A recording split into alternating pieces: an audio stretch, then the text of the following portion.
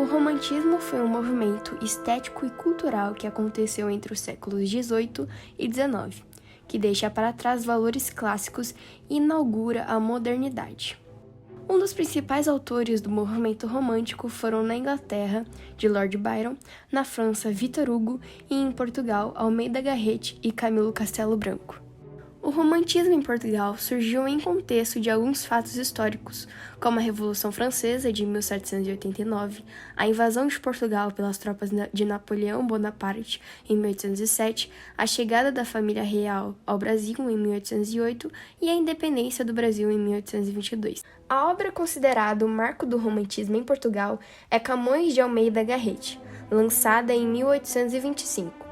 Por meio de seus textos, despertava o sentimento de nacionalidade no povo, mas o movimento só se consolidou neste país a partir de 1836, com a publicação de A Voz do Profeta, de Alexandre Herculano.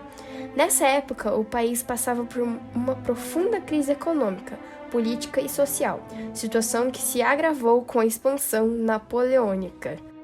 Estilo da época. Considerado o primeiro escritor de língua portuguesa a viver exclusivamente de seus escritos literários, Camilo Castelo Branco, 1825 a 1890, é também célebre pela quantidade de textos. Sua vida pessoal bastante atribulada, com relacionamentos passivos, bem ao gosto do romantismo, seguramente foi um foco de inspiração para seus livros.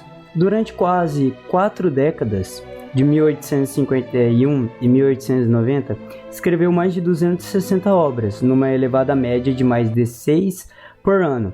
O mais significativo é que a preocupação de vender os seus escritos não o impediu de manter uma qualidade elevada, embora dentro dos padrões românticos de sua época. Em 1850, Camilo Castelo Branco conheceu Ana Plácido, casada com um comerciante. Em 1859, Ana abandonou o marido e foi viver com Camilo. Em 1860, foi processado e preso por crime de adultério. Na cadeia da Relação do Porto, em 1861, Camilo escreveu Amor de Perdição. A obra foi baseada em um caso verídico de um senhor que estava na mesma cadeia que o autor. A obra Amor de Perdição nos inicia apresentando 2 personagens, o fidalgo, chamado Domingos Correio Botelhas de Menezes, e a dama do paço, chamada Dona Rita Preciosa. Esses 2, logo no início, se encontram e se apaixonam. Eles casam e vão morar em Vila Real. Lá, eles têm 5 filhos. 2 eram meninos, serão eles Manuel, que era o irmão mais velho, e Simão, o protagonista. E 3 meninas, Maria, Ana e Rita. Em seguida, eles vão morar em Viseu, em Portugal. Em um episódio em Viseu, Simão Botelho se envolve em uma confusão e acaba machucando algumas pessoas. Sua mãe dá dinheiro a ele para que ele fuja até Coimbra, até que se acalmem os ânimos. Uma vez que seu pai, que era Domingos Botelho, que também era juiz, tinha ficado muito bravo com o acontecido. Após um tempo, Simão retorna a Viseu, onde conhece e se apaixona por Teresa de Albuquerque. Eles eram vizinhos e se conheceram através de conversas que aconteciam entre as janelas de suas casas. Desejando proporcionar uma vida agradável à sua amada, Simão então decide continuar a se esforçar em seus estudos.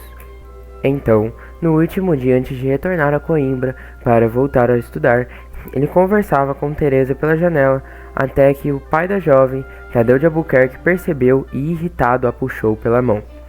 E nesse momento descobrimos que as suas famílias eram rivais.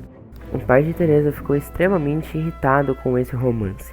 Então, o mais rápido possível, tenta forçar a sua filha a se casar com seu primo Baltazar. No entanto, todas as vezes a menina se recusava. Por isso seu pai a ameaça mandá-la a um convento, isto é, um lugar onde morava uma comunidade religiosa. O casal ainda conversava através das cartas. Então, Teresa, quando contou isso a Simão, ele decidiu rapidamente encontrar-se com ela. O seu objetivo era chegar no dia do seu aniversário. Em Viseu, Simão se encontra com um ferrador chamado João da Cruz. Ele tinha uma dívida com seu pai, por isso, como forma de compensá-la, decide apoiar o garoto em sua aventura. Nesse contexto, o jovem também conhece Mariana, a filha do ferrador.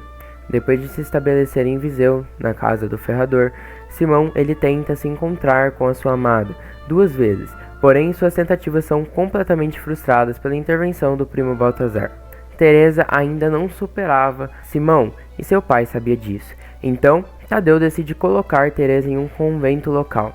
Então, quando Simão ficou sabendo disso, decidiu arriscar tudo para poder encontrar-se com a amada, nem que seja a única vez. Nessa última tentativa, em meio a uma grande confusão durante a noite, Simão Botelho acaba disparando um tiro em Baltazar, e esse cai morto. Com a sua última tentativa sendo frustrada, o jovem já se via sem esperança. Por isso, não nega a culpa de seu crime e acaba preso em uma prisão no Porto. Esse foi condenado à forca, ou seja, à morte, mas por influência do poder de seu pai, a sua sentença foi reduzida a 10 anos de exílio na Índia. Vale lembrar que durante toda a trama, Mariana se dispõe a ajudar Simão, concedendo seus escassos recursos e estando sempre ao seu lado. Ela, assim como Teresa, também o amava.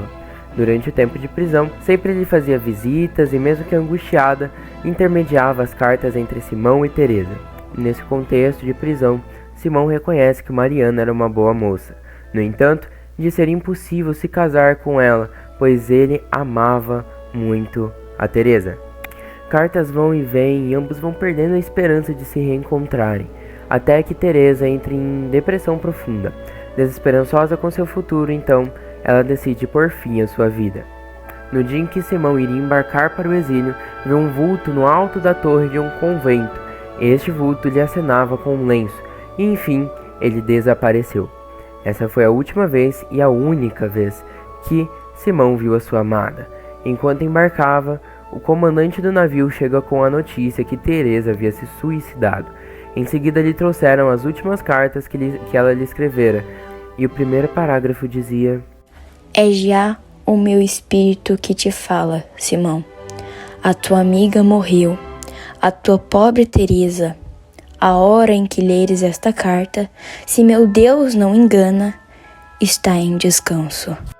Mariana consola o menino que se via como um desgraçado, isto é, desprovido de graça, totalmente deprimido.